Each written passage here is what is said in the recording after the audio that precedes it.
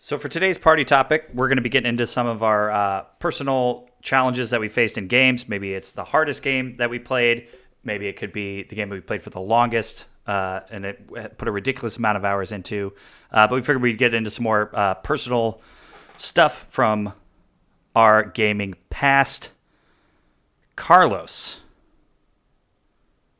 you have Yes. Ninja fucking Gaiden written down here. Yes, I do. Uh, this goes for the OG and the reboot, but the NES version of Ninja Gaiden was always the bane of my existence. I would play Mario Bros. 3 and Metroid for God knows how many hours of the day, but when it came to Ninja Gaiden, I'd just be like, you know what? I'm in the mood to be a ninja and kick ass. And so, that was the game to do it in back then. Um, Early '90s is when I was playing that. Just saying.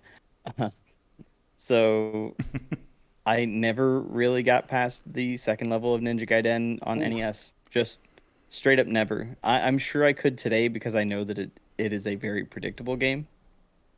But playing it at like 7 years old, nah. There's just no way. And I was not that fucking patient. When it came to the Xbox version of Ninja Gaiden, though, that was a solid game. It was so good, so beautiful, so satisfying. Um, but it was still relentless. It it was made to fuck you. Like that was its entire purpose. And yeah, that that's what it was for, Chris. There's It no was a marital other aid. way around It was it. a marital aid. Exactly. I mean, a few levels and a few characters. I mean, yeah. Yeah. Ryu is hot shit, but there's also Ayane and I forget the lady with devil horns. Like the she was the one that was the Oh, reason the I boss stopped fight? playing. Uh, I forget what her name was. She had she, the cause, massive axe, yeah. but Yes, once axe with an X, Chris. massive axe, yes. Yeah. But that I that mean, game was so good, so satisfying. The controls worked, and it was still a slog to get through. I think there were 12 levels in that, something like that, 12 or 14 levels, and I did not complete the last two. Um, and the last level that I did complete, I had to do it 6 months after the first attempt at it because I was so frustrated with it. well, And like Ninja games around that notoriously difficult. Like the original Ninja Turtles game, mhm. the Batman game was supposed to be really challenging. Which he's like basically a modern like urban ninja. Right. So I mean, for Ninja Gaiden to also fall under that is not really a surprise. But which came first though? I feel like Ninja Gaiden was the first, and then. Mm, Yeah, or maybe like there's another ninja game that I'm misplacing around that time. Um, I don't know. It's on my giant emulator thing back here, but I can't remember what it's mm. called. It's not Ninja Gaiden. It's something else. I mean, there were a whole lot Well, of it's side just hard out scrollers here for back a then. ninja. So I mean, now you've got things like what is it, Cyber Shadow, and of course Mark of the Ninja and the Messenger, and all this stuff that harkens intent back you. to it. And Tenchu is its own thing, but like all the games trying to emulate Ninja Gaiden come nowhere near close to the difficulty of the first one. And it's just so funny to think about it looking back like that. I remember watching my Um, friends play the like Ninja Gaiden Black, like the original Xbox. That's maybe not the original Xbox one. I think that was the one after that. But I remember watching them play that and them all just getting so angry. Uh, and that's coming soon, right? That's the re-release for that, or is that already out? yeah, yeah, it's Huh, I think it's next month. Yeah. I did not know this.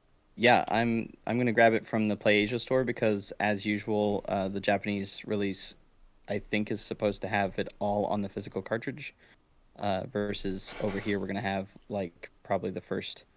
I think it's either the first Ninja Gaiden, or the Sigma version. I don't remember which version it is. I think Sigma and Black are both going to be part of the collection.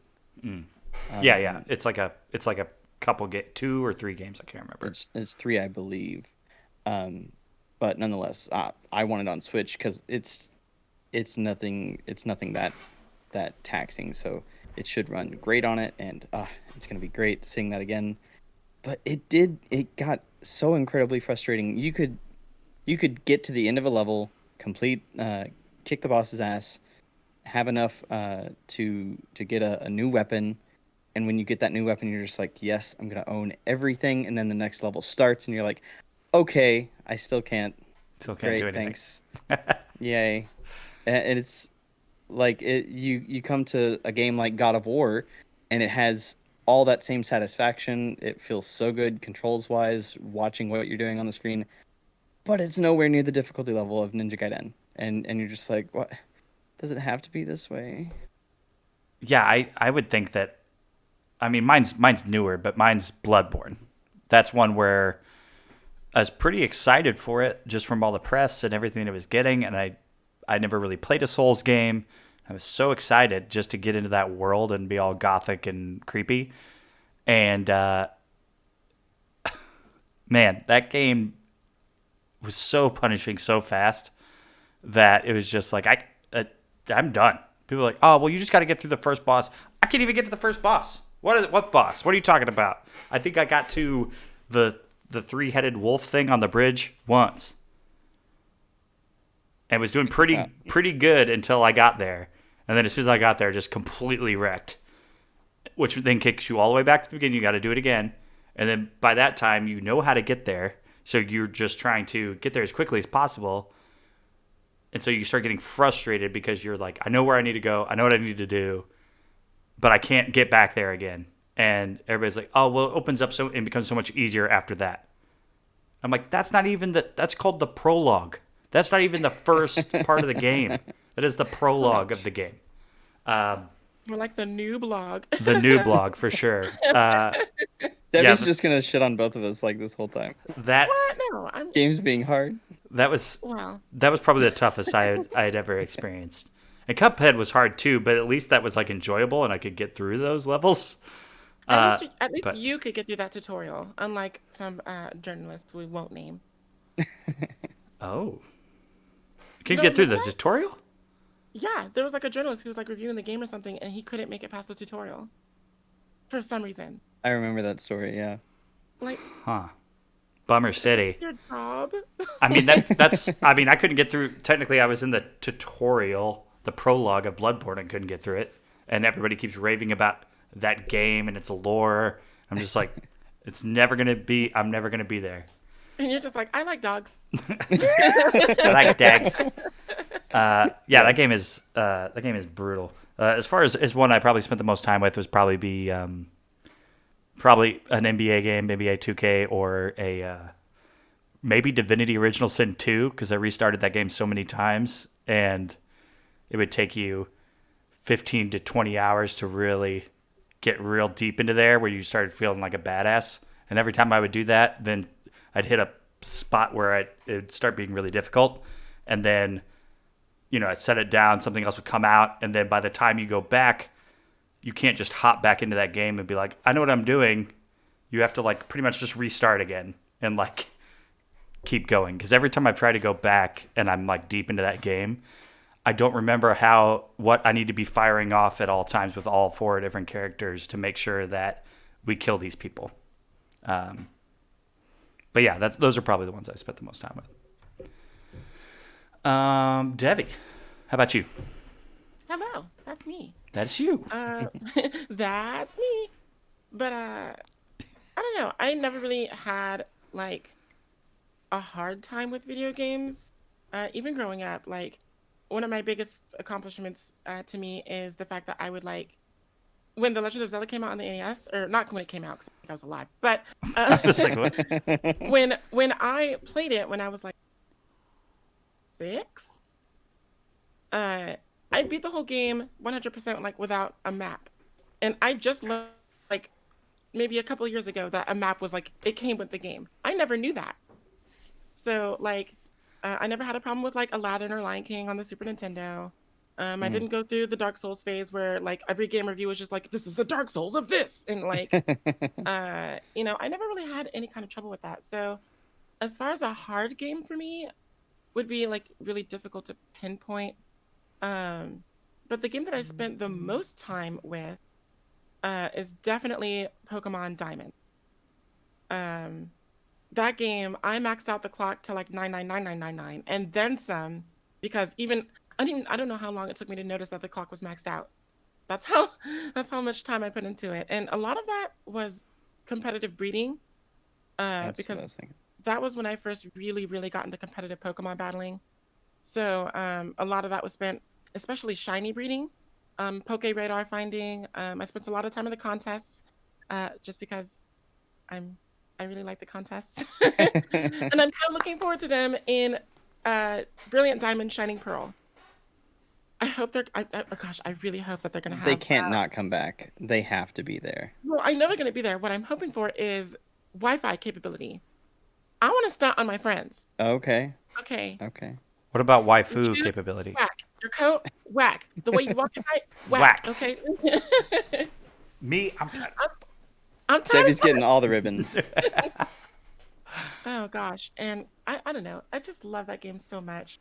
And introduced my favorite Pokemon of all time, which is Miss Magius, the evolution for Misdreavus from Pokemon Gold and Silver. And the underground tunnel was just such a great feature. It kind of capitalized on the home bases that were introduced in Ruby and Sapphire. Then added the little digging mini game so you can get fossils and evolution stones and all that whatnot, which made uh, collecting the Pokemon that you wanted to battle with a lot easier.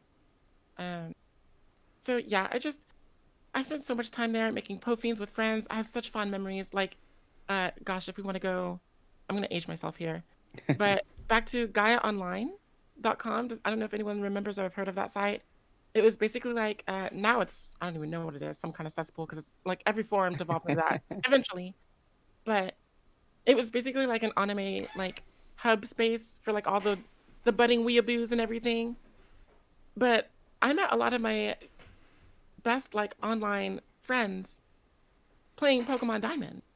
And we would actually get together and do like Pofiend baking and whatever. And it was a lot of fun because it was the first Pokemon game to feature voice chat. So we would have like conversations, like deep conversations for like, Was like this on the 15 advanced no, the DS. DS? Okay, I was like, Yeah, so I was you're like, chat. swirling What around is- the little thing, making puffins. Yep. Yeah, we're just having our little teenage crises and be like creating strawberry Pofiend and you know how it is. But yeah, oh my gosh. I just talking about it now gets me hyped up for the re-release that's coming out, or the remake rather. And that's this Later fall, this right? year. Yeah, Yeah, yeah. that's crazy. So nostalgic.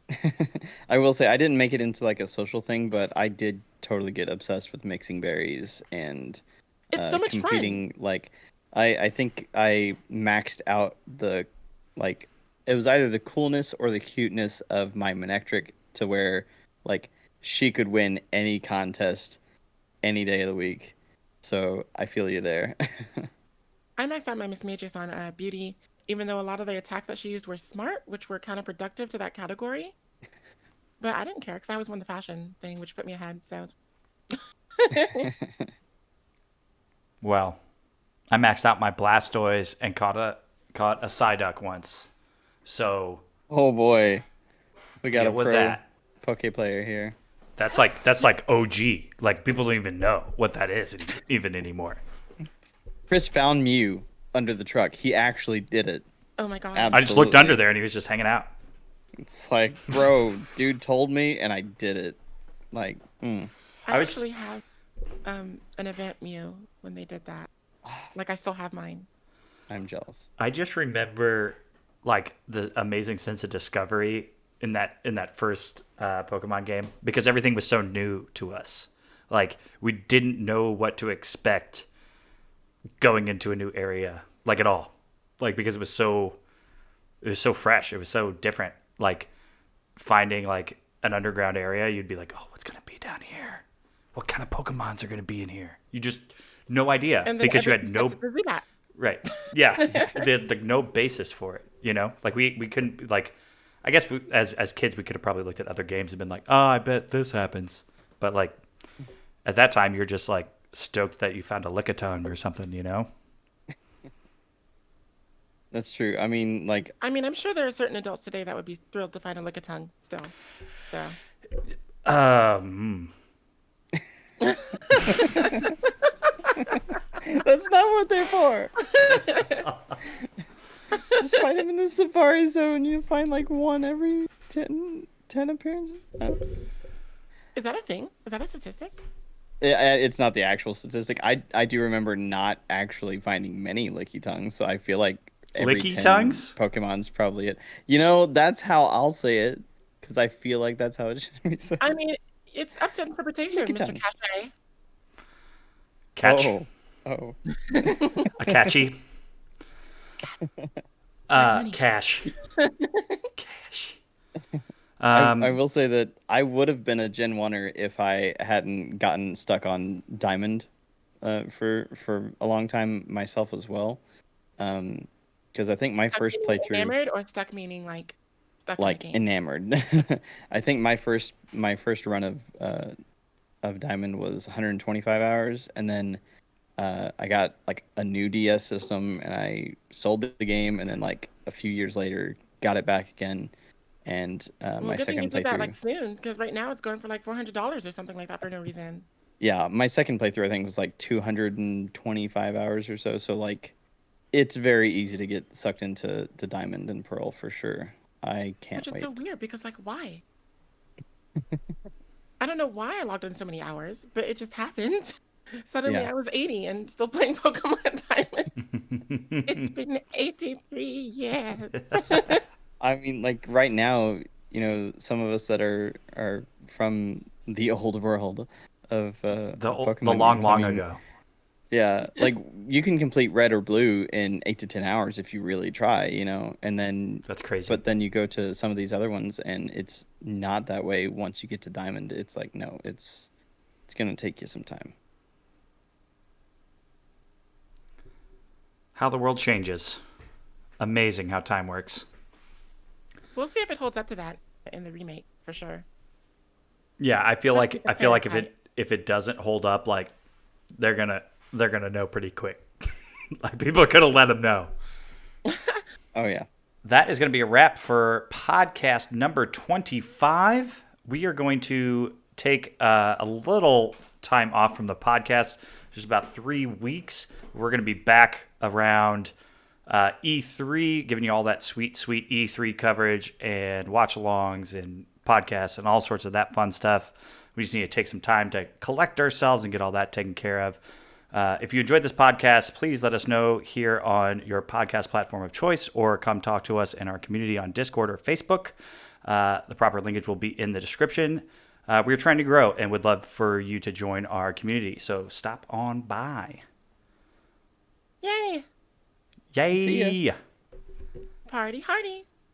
Bye.